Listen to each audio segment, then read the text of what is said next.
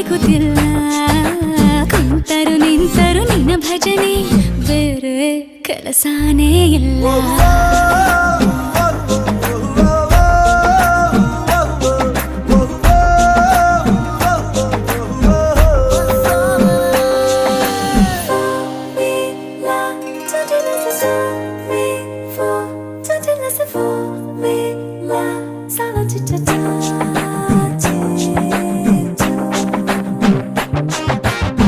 ದಿನರಾತ್ರಿಯು ನಿಲ್ಲದೆ